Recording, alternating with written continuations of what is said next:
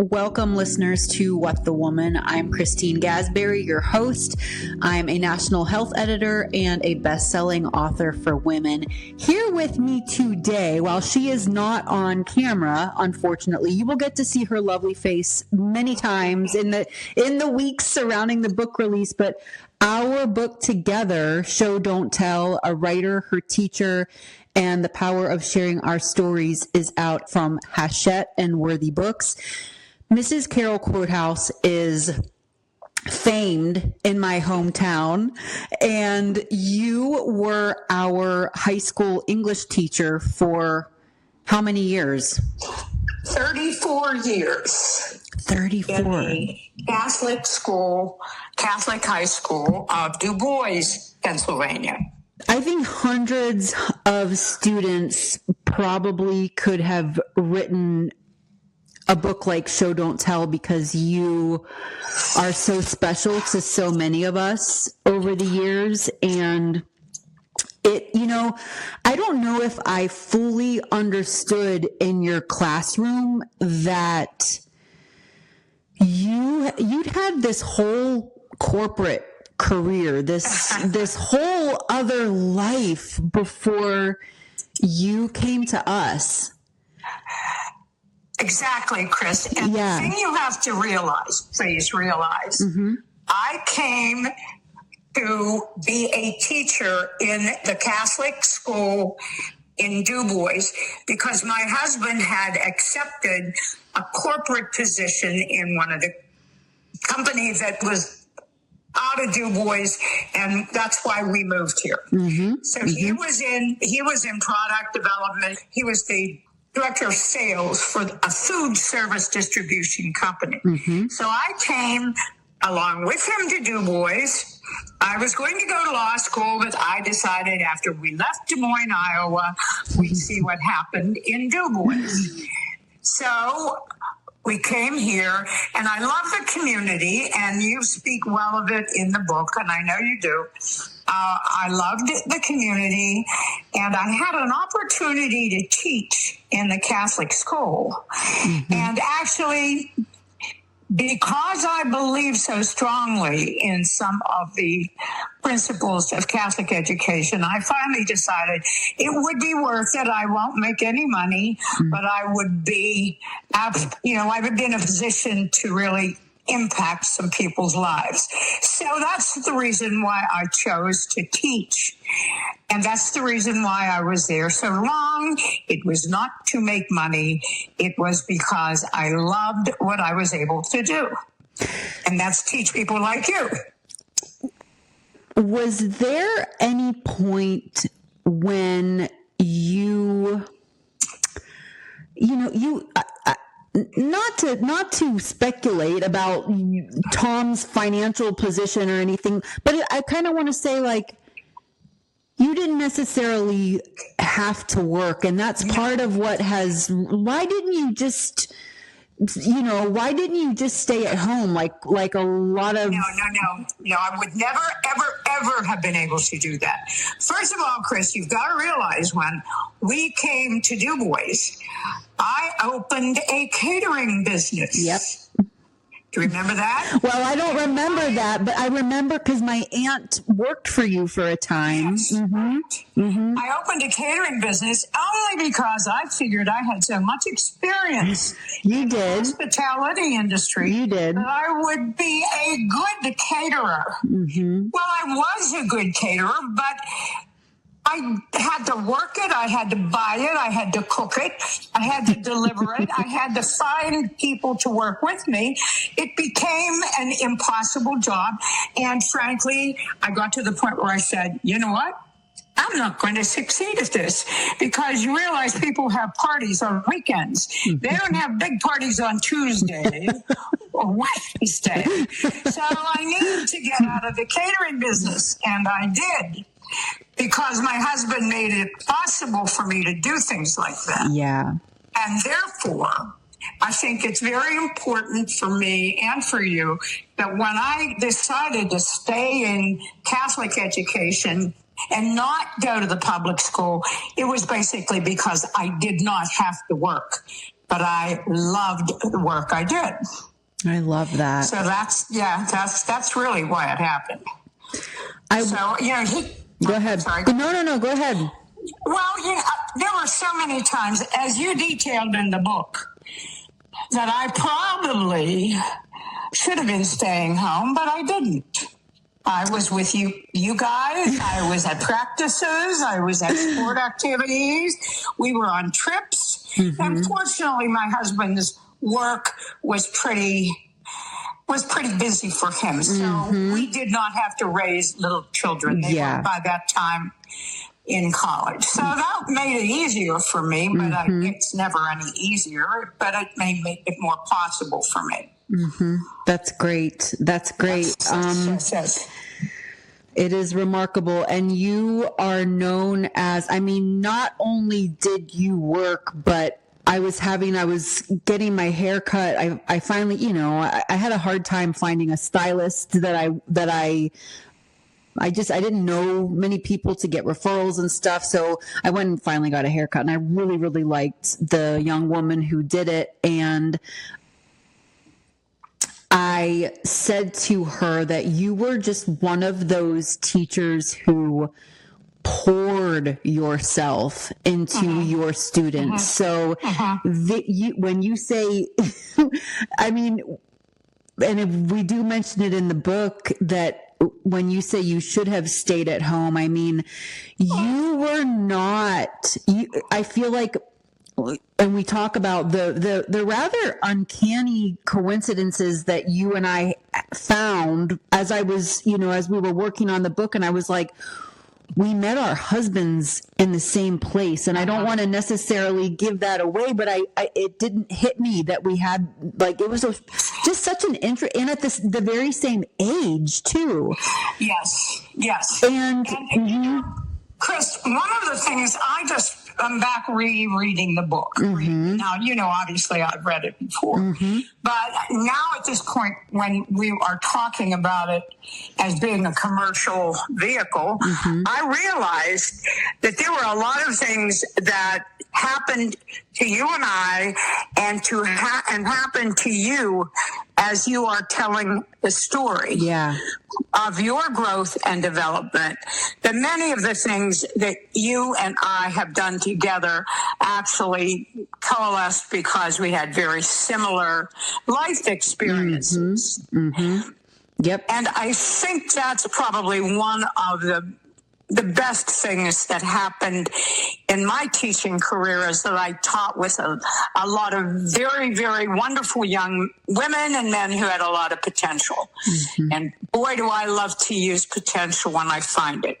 That's where I went with that. You had a gift for finding it in so many of us, though, and I talk about in the book how when you're a kid from a small town, and I don't know, by the time I got to college and out in the world, I really had to cultivate a level of confidence, because I don't know if I would have taken any of the dares that I did if I had not had you as an influence. And just this morning, I spent an hour recording a separate episode, just for example, with Dr. Paul Levinson, who was one of my professors in grad school at Fordham.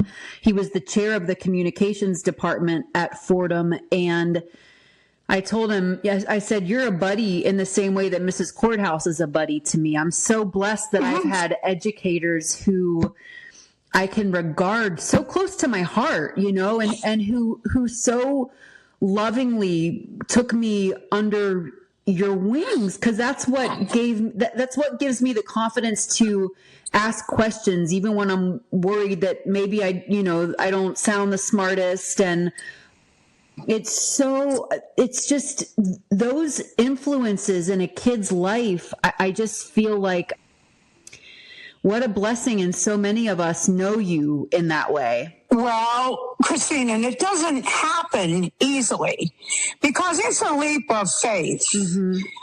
It's a leap of faith for me as a teacher to take you guys in the way I did. Yeah. And it is a leap of faith for you because you are in really unknown territory. I'm telling you, you're good. You don't know it yet. Exactly. And that's what happens so many times. I was just reading the Godspell situation and realized, my God, you were only in 8th grade and I'm treating you like a full-blown adult and you weren't, but you took you bit on it and you really made it work for you. Now that doesn't always happen. And that's where the leap of faith comes in. And that's also why some teachers, particularly in public school settings, cannot get involved as much in their students' lives as we did, as I did, as some of us did. And I think now, can you speak to what you feel is going on in the profession now to that point? When even look in terms of government policy and some of all that's coming into play, but I guess we took an empathetic lens, I feel like, to teachers with this book. And when readers discover the book, they're going to find that we spoke with more than a dozen teachers in different parts of the country who were in my life, many of them also in your life, because it was really important to me to honor that perspective. I guess, so the question I want to ask is, because I haven't gotten to talk with teachers, since now, fortunately, when next week, April 29th, when the book comes out, I'm going to get to start having more of those conversations. But from those decades that you spent in the classroom, what are teachers going through right now? Well, I think for the most part, they're scared because COVID did so much to shake the roots of education. COVID said you cannot be teaching in person. You cannot reach out and touch these kids. You cannot be in their face, or for that matter, you cannot even keep them at arm's length. And frankly, COVID had a lot to do with that. Then after COVID, and now they're allowed back in the classroom, but now you're not allowed to keep them in front of you. They have to be on a screen, or you have to be on a screen. I think the whole, and I say it and you say it in your book, and I certainly said it to you, the genesis of having, all of the lessons online and all of the ability to learn has to be through a computer and through a podcast. It's just, it's not education in a traditional sense at all. And any good teacher who can, it makes it very difficult. And then you're afraid to get close to kids because parents misinterpret a lot of times what you're doing as a teacher, or else they turn around and tell you you're not doing enough and you need to be more more available. I think there's a real dichotomy in what teachers are expected to do anymore, or what they think they can do, honestly. I read a comment just on social media last night by I think the teacher, she teaches, I want to say pre-K, and she said, I send out a weekly note to parents and I give them, all the information that they need for the week. And she said, and you can't imagine how many times throughout the week she has to repeat to them what she said in the weekly note, because I feel like there are so many instances. I feel like that's really a theme that I heard in researching the book, is that the dynamic between parents and teachers has changed a lot because parents are too busy.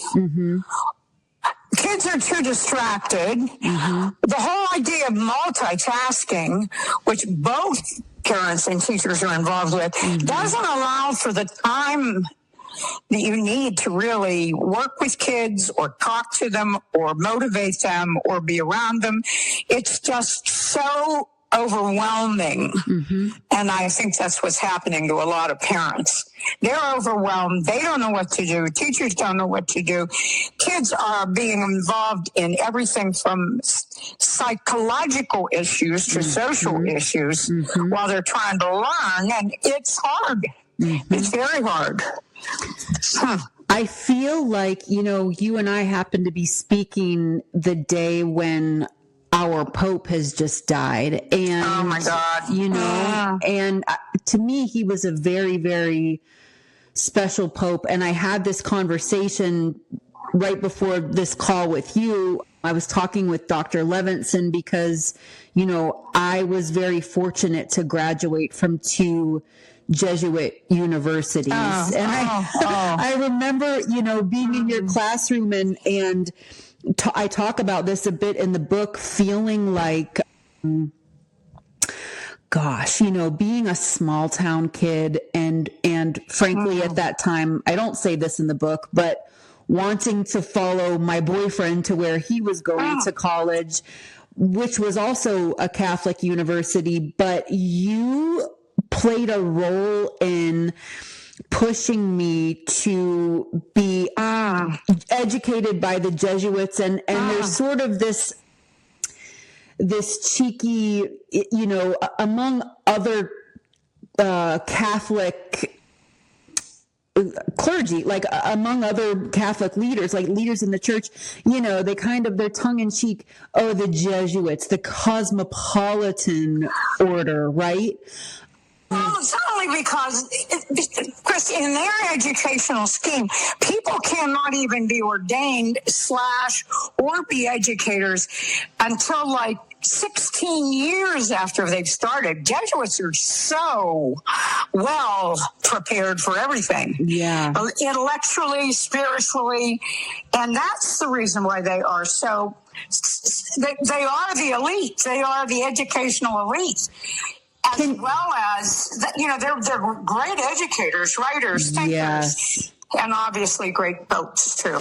Yes. I wanted to ask you, about the role of, this gets controversial, which understandably so. Understandably so, because I can understand if you are within the public education system. To me, I don't think the Bible has a place. I personally, having gone to religious school from kindergarten through graduate school, so really for 19 or 20 years, and as much as I believe in Catholic education, and I'm married to someone who's of a different faith, like the Bible doesn't belong in that classroom, but but I feel very, very, very fortunate that I was brought up in faith education, because it taught me what I think is perhaps like most fundamental in our life every single day at every stage, which is our relationship with our spirituality. And frankly, we claim, or we should be talking about, a faith-based education, which is exactly what the humanities is proposing, which means that you have the ability to judge right and wrong. You have the ability to think about things from the factual stage to the, that's the kind of thinking. Yeah. And that's not necessarily Catholic. That is just the principles of intellectual life. And that's what is most important, I think. And that's why the Jesuits are so good at it. One of the things I'm looking at, your humanity are the same thing. And you talk about failure to stretch yourself. Yeah. Providing windows to the world. A relationship is an elective commitment. You brought all these things, and they're really about learning to think. Yes. And learning to think, you have to live with your choices, all of it. Your future is your career. I'm reading stuff that I took from your book that I thought was just so important. Oh. And I was really glad that I had something to do with making you think. Oh my gosh. Well, I love that quote from you. And I tried to put it out there because I feel like great teachers are going to agree with this. You said, I didn't teach you what to think. I taught you how to think. How to think. That's right. That's right. And that is the bottom line. And anybody who is jamming information down your throat, and this is sometimes what happens. Just learning something doesn't mean you have absorbed it or you have made it part of your life at all. You have to be able to filter through that material. Yep. No, that's so good. That's so good. Yes, I told you that there's a story that didn't make it into the book that I want to hear from you. But first, not a smooth segue at all, but I recently heard this TED Talk by the TED speaker. His name was Dr. Roy Casagranda, and I've reached out to him. I haven't heard back from him yet. He's a university professor somewhere in Austin, Texas, and I'll have to look and see exactly at what college or university that is. But he gave this TED Talk that fascinated me because the point that he made, I don't think I've talked about this with you yet. I was probably saving it for this. He said, humans are one of the only two species where the female lives past her reproductive lifespan. So he said that basically the fact that we go through menopause and live, best case scenario for decades past that, he said that it serves a biological purpose. And the way he explained it, that I understand it, is that we need the wisdom of elder women in order for our species to survive. And I thought that was profound and so cool and so fascinating. What do you think of that? I absolutely. If you think about the women who have in history been as effective as, you're talking about Eleanor Roosevelt, you're talking about, think about some of the great women who have been involved in politics and in the arts, and Maya Angelou, all of that. Absolutely. I think we have to, our brains get seasoned. Yeah. Maybe by wine or by whatever it is. But we do have, minds, women, yes, I would agree. And they make a contribution. And you think about all of the men who really give their grandmothers so much credit. They just loved learning at their feet. That's a very good point. I would agree with Dr. Casagrande. Yes. Yeah. For sure. I hope that you and I maybe get to, I want to keep trying to track him down because I thought that was so brilliant. Is now a good time, or tell me if there's another point you want to talk about next, but I want to make sure we get to hear the story of how, as a kid, it's always so interesting to hear when an authority figure in your own life has cut their own teeth and maybe gotten into a little bit of trouble themselves. And I don't think I had ever heard the story from you about how you almost didn't graduate from high school. Okay. It's lovely, yes. And I tell the story on myself every chance I get people when somebody asks. I was part of a group of girls from St. Xavier Academy and boys from St. Vincent Prep who were doing our annual spring musical. There were 4 girls, my very good friends, Marianne and Sylvia and me and Debbie, all right? Okay. So we had done our thing, and we had done all of these musicals and artistic and speech things with the boys from St. Vincent Prep. Okay, so our musical, it was the weekend, and after the show, we all went to a little town that was close, Ligonier, which is a beautiful little charming town. And we all were at a cabin that was owned by somebody. And of all the horrible things in the world, Chrissy, there was beer at that party. Okay, no, we're seniors in high school. So I remember it as being a rather interesting evening. We sat around, we drank a beer or 2. I still don't I can't drink a whole lot of beer. And it was very, very harmless and very enlightening and because we had worked hard on this musical and this was our reward. So I told my mother and dad that I was staying with Marianne. Marianne told her parents she was staying with Sylvia.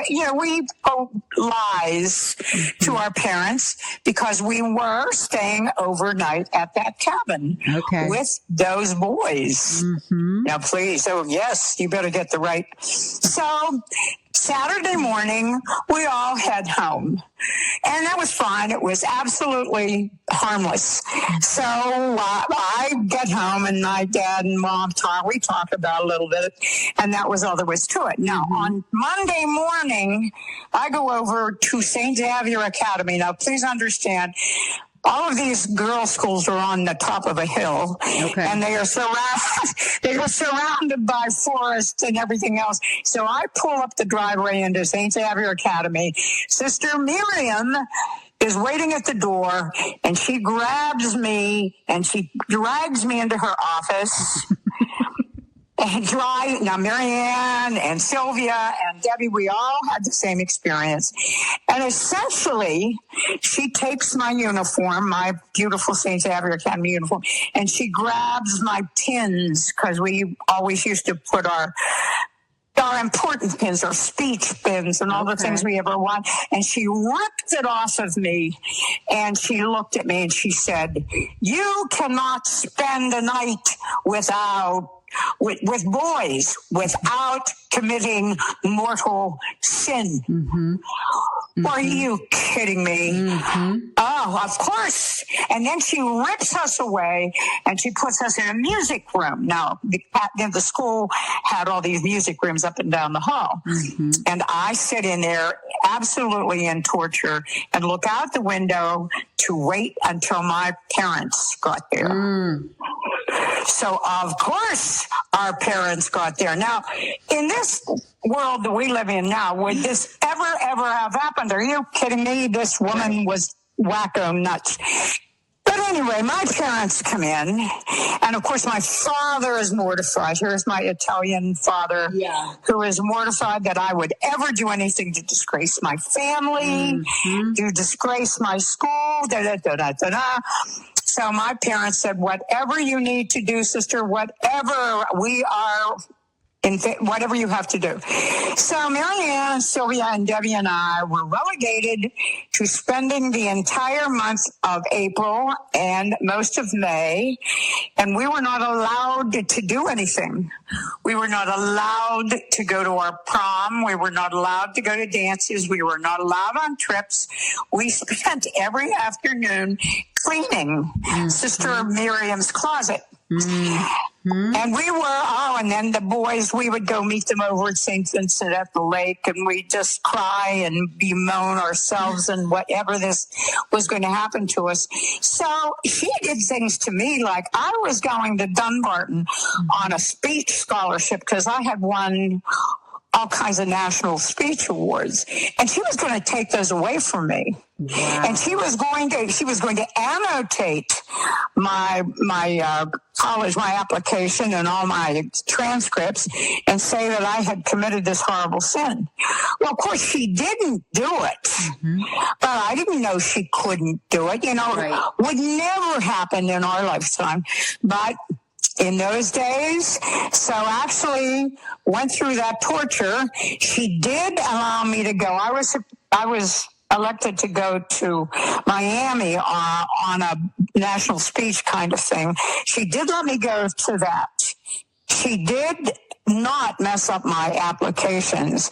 And finally, after this 2 months of being mortified, when we graduated, she was going to withhold honors. She was not going to let us march with the class. She did turn around and allow us to graduate, allow us to receive our roses, allow us to receive our honors. But it was torture. It was, and you know what? It was the absolute, that's the way the nuns could do that, because they basically were frustrated old women for the most part, as I now know. Oh, yeah. Oh, my gosh. Oh well, that was... Well, I'm just going to take a seat. I'm lowering my desk. No, my stand-up desk. I'm going to take a seat. There's a part of the story that I happen to love that anybody who's ever gotten in trouble from an authority figure will appreciate, because there was something very interesting that you found in her closet while you were cleaning it out, right? Oh my God, she had a better bar stocked behind her books. Yeah. And I often wondered why the priests were coming over and the sisters were, they would sit around and have cocktails. Oh my goodness. Oh, yeah. Didn't she know that you were going to come across that? Well, you know what? She was so invincible a kind of person, Chris, that she was at a point in time where I think she thought she could do any goddamn thing she wanted to do. And I say that emphatically because that's the way she was. Interesting. Oh, my parents, to my mother's dying day, Sister Miriam represented a goddamn full lock. Now you can hear your family talking about the Polish people like that. Don't quote me on that. No, but you know what I mean, though. Oh my God. Interesting. But they could do that. They could do that. And if anyone wants to know, I haven't written about it, nor would I probably, but some of those women who were the frustrated femme fatales of our lives were, for the most part, pretty psychologically screwed up. They were, and they literally hid behind the habit. And they did, and they admitted it when it came time to when they finally were disrobed. Yeah. They couldn't handle life. Yeah. Because when they were behind the robe, they had a persona. When they finally had to live amongst the women of the world, many of them couldn't do it. And that's a fact. And your approach to being a Catholic educator was so removed from that. And, or being an educator in general, I guess I should say, I say in the book, like, the only time you were ever tough on us or the kind of like I feel like one of the only things we could ever get in trouble with you for was just not pushing ourselves enough or not living up to our potential. But you were a departure from the tradition in which you were raised and educated. Exactly. And that's because of the frustration I saw in a lot of the nuns and the lack of, Chrissy, you remember, and I know you said this in the book, I am not by education a teacher. Yep. My degree is in English. I have a liberal arts degree, a humanities degree, and I had to go back to get teaching credits to get certified by the state of Pennsylvania because I did not have them in college. And you know what? As I look at it, why would I waste my time on methods courses when I should be teaching and learning literature and the arts and everything else that I really wanted to teach and did teach. So that's part of the problem. Yeah. Mr. Murphy's another guy who had the same background. Oh, and so did Mrs. Yeah. Okay. So did Mrs. Kunkel. Okay. We are by degree, we are English teachers. We are only teachers after going back and going through the methods classes that they tell us we should take. That's so interesting. That is. I love that. I love that. You know what else I find really interesting? And this is, I've been wanting to have this conversation with somebody, and you're the perfect person for it. 50% fewer education majors are entering the profession than was the case 50 years ago. So right. 50% fewer people want to become teachers today compared to half a century ago. Well, you know what? I think even 20 years ago, they do not want to put up with the crap. Yeah. They don't want to deal with the parents. Yeah. They don't want to deal with the standardized teaching. They don't want to deal with curriculum issues. They don't want to do the research that says you have to have. It really is because education, is really very stylized now. It's very formalized, and you have to work according to what curriculum you're teaching. I talked to Christy, our famous kindergarten teacher. Who do I mean? Oh, crap. Morgan? Not no. Chrissy. Who am I thinking of? Kelly. And Kelly said she was teaching she was subbing, and now what they do apparently is, if you go into an elementary classroom, they've got a standard group of things that they have to teach in first and second and third and fourth. Okay. They have to cover these certain things. And that's very important. And if they don't cover them, then these kids get seriously put behind, or they are behind. And she was in a classroom where a second grade teacher did not want to do that. She didn't want to do that curriculum. So she just ignored it. So, it's just so many things like that. And teachers are so frustrated by the fact that this gets changed, and then next year it gets changed again, and then somebody will come in the middle of the year and change it again. A lot of the elementary teachers are pretty frustrated by those kind of standards that they keep, but the kids aren't performing. They're not passing. They are not keeping up to the tests. Right. Are you, outside of the public education system, is there some exemption from some of those standards? You know what I'm asking? Oh, no. Okay. Gotcha. No. Are you kidding? We have, in fact, if anything, they are looking to see if we perform better on those tests than they do. Gotcha. Interesting. And we do for the most part. Our kids do. But see, they get away with saying, well, that's because you get brighter kids to begin with. Oh, man. And that's the other thing that's so frustrating about, particularly in public school. Homogeneous grouping. You know what all that means. Do you know what that means? No. All right, here. You and I lived with it, particularly in math. Okay. Were you in the highest group of math students? I was, and I found every way to finagle my way out of it, and eventually I did. But yes, I was. And speaking of the kind of student I was, you all were pushing me because you saw that I could do it, and I just, at that time in my life, I was not up for it, and so I found. And my experience is very similar. I am not particularly brilliant, or do I like mathematics. So don't put me in advanced math. I will be very happy to stay in algebra 1, 2, and 3. That becomes part of the problem. Now, if you are in a group of people who are homogeneously grouped, that means all the bright kids are together. Right. And all the not so bright kids are together. And you fight like hell to try to get through to the not so bright kids. Yeah. Yeah. And you know what I mean?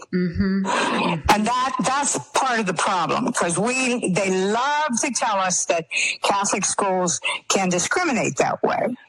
Yeah. Well, not really anymore, but, we try not to. Yep. But it's an issue. Wow. Wow. Oh, yeah, there's a lot of... And I'm sure you've got, like, where you live out there, you probably got a more affluent, a better class of kid. So you're going to get better schools, and you're going to get better teachers. And if you really want to know where the most horrible existence can be, is being a public school teacher in a city school system.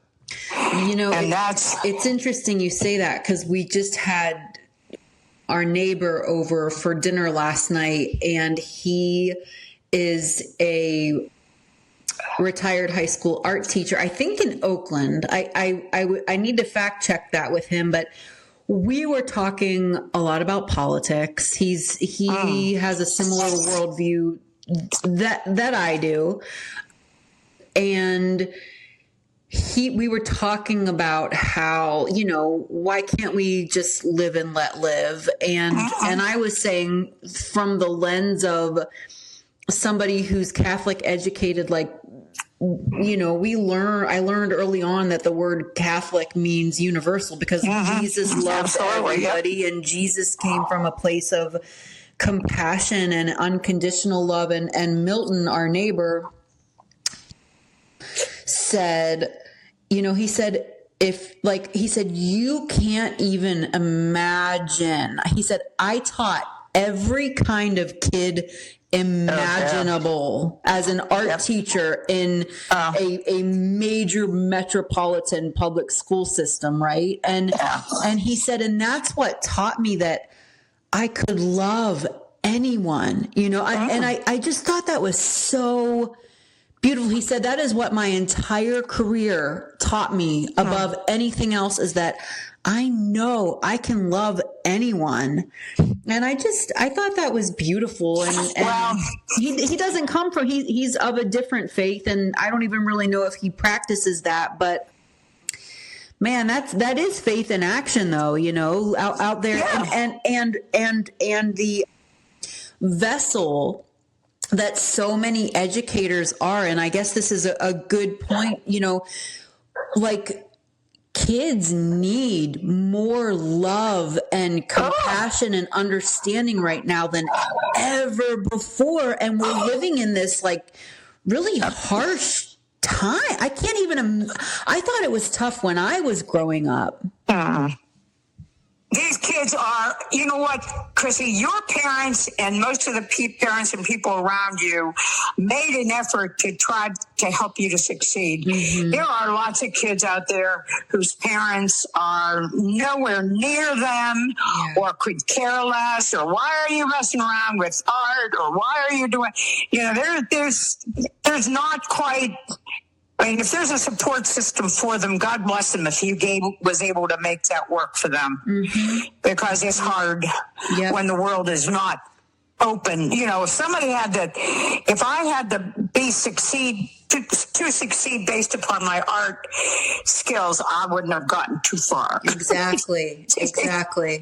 And I've heard that, for all the stories that I've ghostwritten, the rags to riches kind of stories that are always really, those are the ones I love to write the most, because they're so inspiring when somebody has to overcome a lot. But in almost every situation, those authors have, and we make sure to include it in the book just to convey how important they're like one teacher in my whole life just brought me close and, you know, brought me breakfast every day or whatever it was. But, you know, just paid extra attention to me in the classroom or spent, you know, time tutoring me and reading, or it's amazing.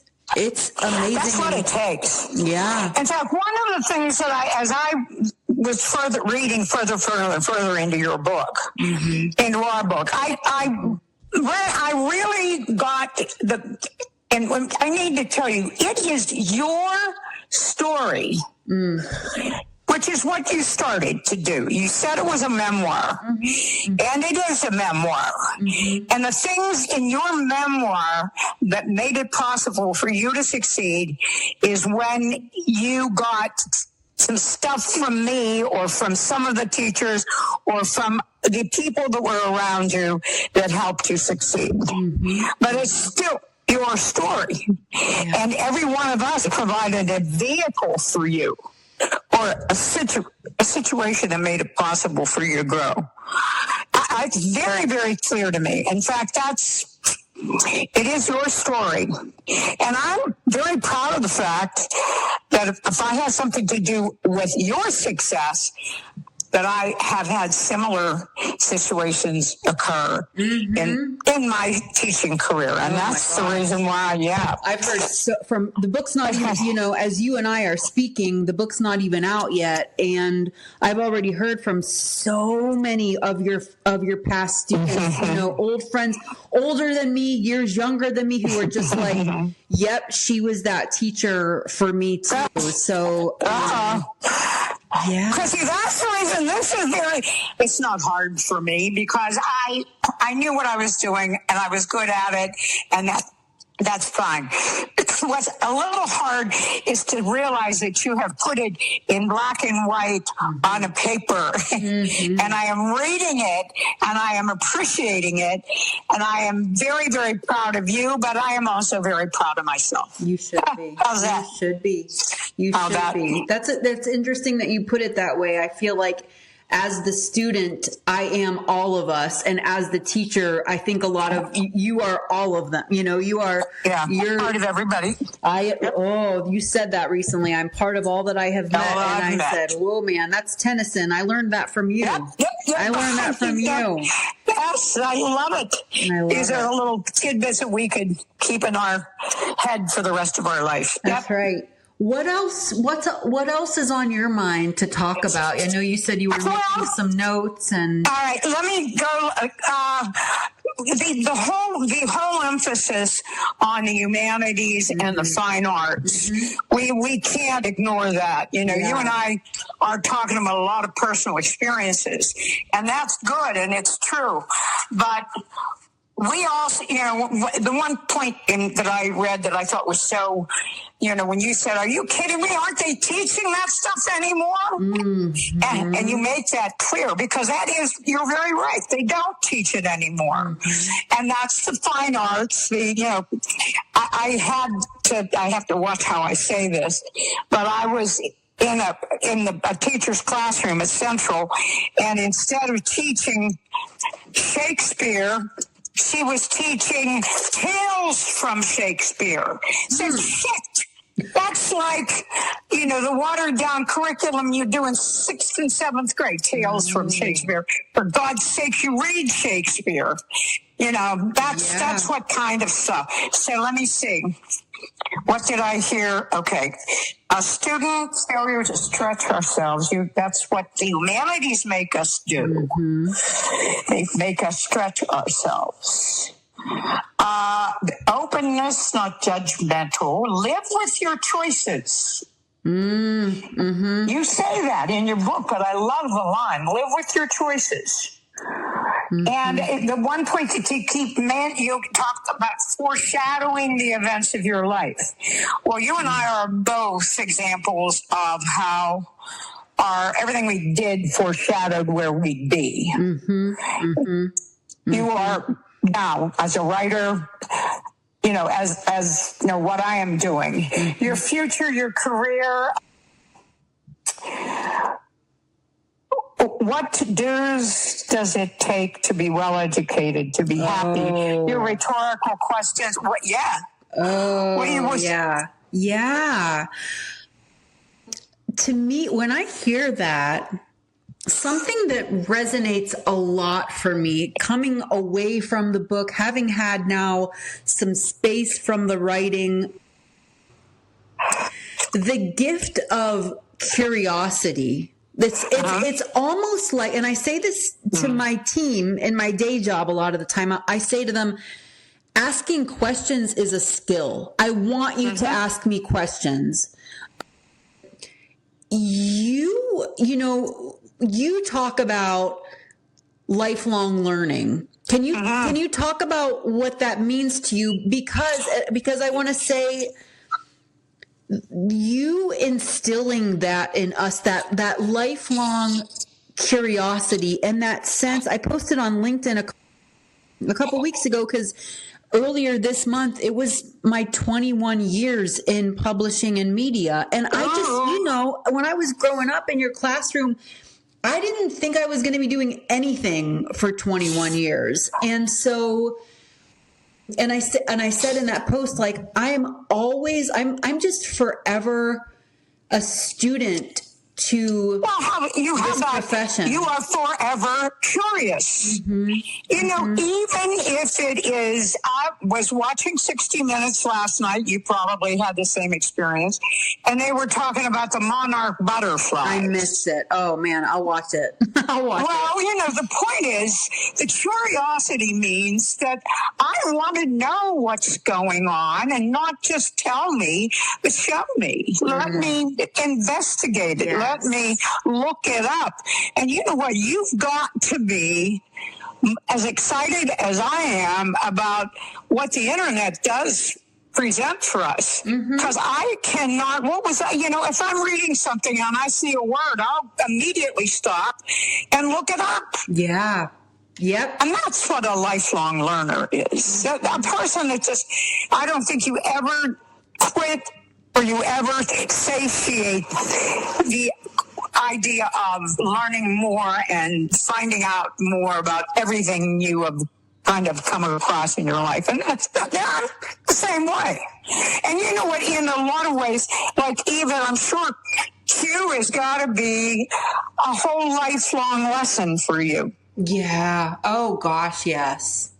Because his background, his life, his family, his experience. Yeah. Whoa. I mean, you are being introduced to not just a man who loves you, but my God, into a whole, that's lifelong learning. Yep. That's what I look at that. Why am I going to Rome and Athens at 83? Well, because I may have learned a lot of things about Rome and Athens, but I think there's more out there for me to learn. That's the reason. I wish I was going with you. I wish I was, because I just want to witness you. Oh, I'm going to be so excited. Oh, I'm so excited for you. Yes. Can you talk about something that I mentioned, I think, in the intro of the book? And by the way, I just got word this morning, Katie Couric is going to be featuring it in her newsletter next week. So that's very, very exciting. So that's great. We're so thankful to her. I love working with her. I know you do. She's been a special mentor for you. Yep.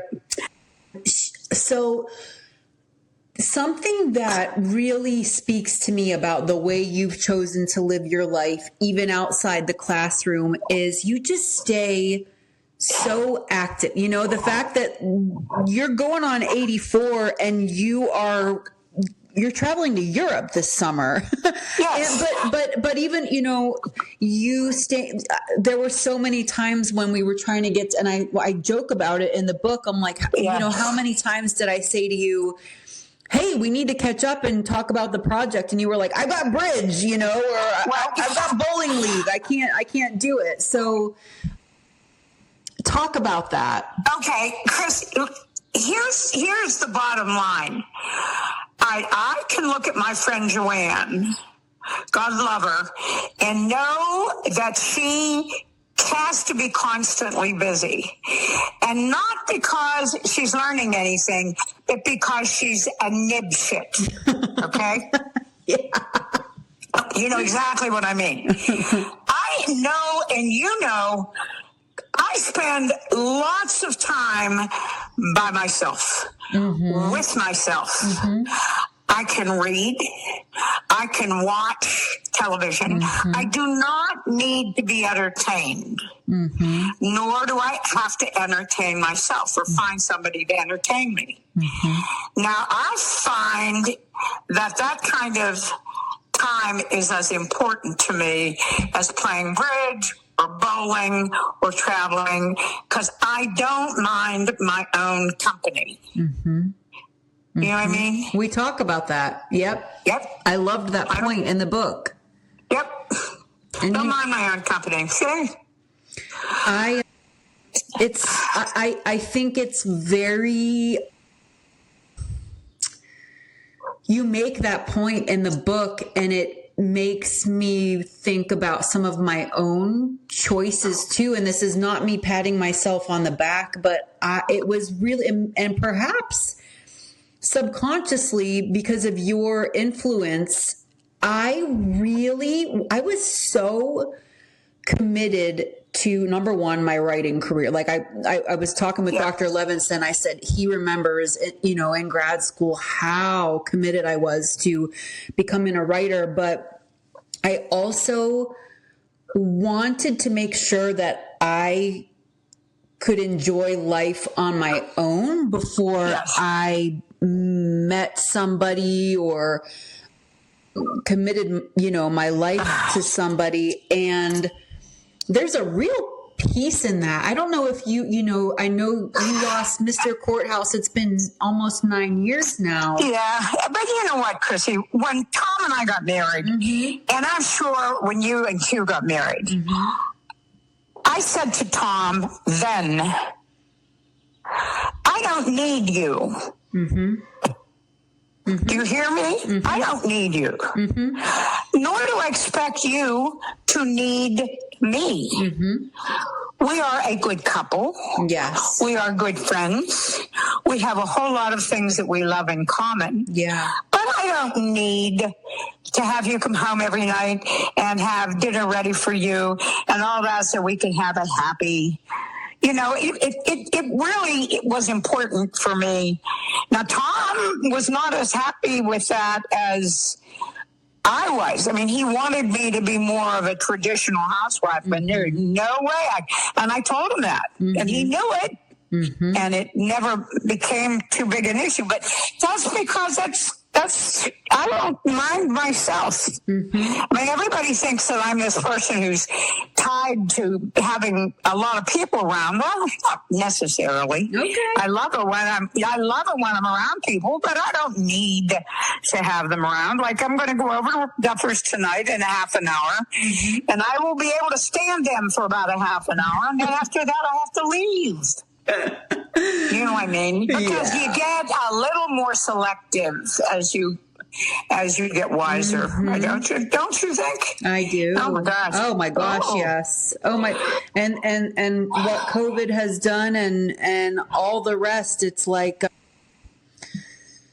and sometimes I feel like us having moved to California, we it is a good thing that I enjoy my own company because I'm alone during the day, and then I love spending my off hours with my husband. Usually,